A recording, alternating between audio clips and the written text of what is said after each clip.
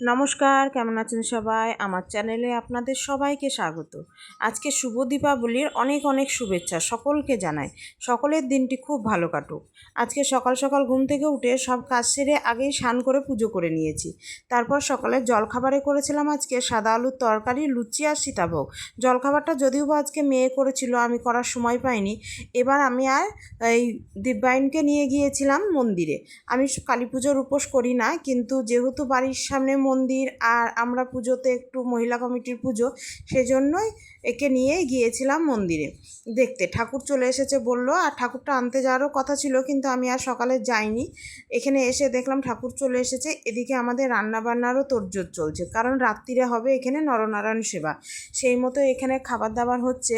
এই যে আলুগুলো ভাজা হচ্ছিল আর অনেক টমেটো কাটা ছিল, সেটাই আমরা সব জিজ্ঞাসা করছিলাম, কারণ হওয়ার কথা আছে আমড়ার চাটনি। এদিকে এত টমেটো কাটা দেখে অবাক হয়ে গেলাম। তারপরে জানলাম যে না, আলুর দমে দেবে টমেটো বাটা, সেই জন্য এখানে টমেটোটা কেটে রেখেছে। এবার আমি বাড়ি চলে যাব। বাড়ি এসে দুপুর হয়ে গিয়েছিল, দুপুরে খাওয়া দাওয়া করে নিয়ে খুব তাড়াতাড়ি আবার রেডি হতে হবে, কারণ বিকালে মন্দিরে যেতে হবে পুজো শেষ হওয়ার আগে।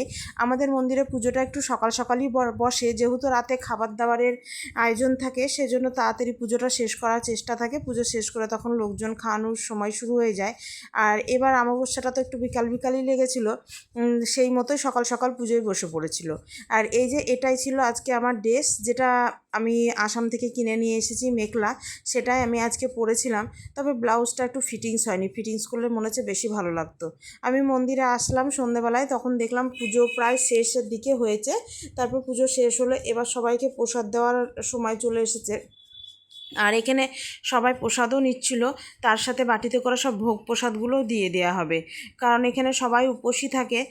প্রসাদ নিয়ে গিয়ে বাড়িতে তারপর জল খায়। তাই যে আমিও এক বাটি ভোগ প্রসাদ নিয়ে বসে পড়েছি। এবার এখানে সবাই মিলে বসবো ভোগ প্রসাদ খেতে। তা এখানে প্রদীপগুলো যে দেখছেন এখনও জ্বলছে, কখন পুজো শেষ হয়েছে। একটু বেশি করে তেল দিলে বেশ দেখতে ভালোই লাগে। এই যে সবাই প্রসাদ নিয়ে প্রসাদ খেয়ে বাড়ি চলে গিয়েছে। আমরা শেষে কয়েকজন ছিলাম এখানে প্রসাদ খাওয়ার জন্য, প্রসাদ খাচ্ছিলাম বসে। আর এখানে এখন বাড়ি গেল, যেহেতু ওরা অনেক সকালে এসেছে, এসে পুজোর জোগাড়, পুজো অঞ্জলি সবই হয়েছে। তারপর ওরা বাড়ি গিয়েছে, আবার তারপর কিছুক্ষণ পর আসবে। আর আমি আর বাড়ি যাইনি, এখানেই থেকে গিয়েছিলাম। আর এই যে 8টা বেজে গিয়েছে, আমাদের এখন খাওয়ানোর ব্যাচ শুরু হয়ে গিয়েছে, সবাই খেতে বসে পড়েছে।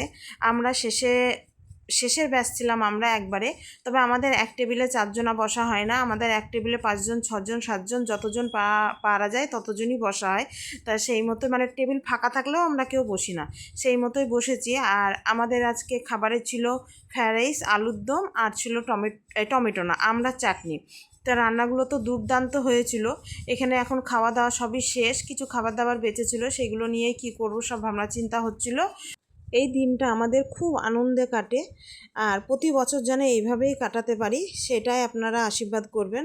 তাহলে চলুন, ভিডিওটি আজ এখানেই শেষ করলাম। ভিডিওটি কেমন লাগলো জানাবেন। ভিডিওটি যদি ভালো লেগে থাকে একটি লাইক করে দিবেন, আর চ্যানেলটি সাবস্ক্রাইব করে দিবেন।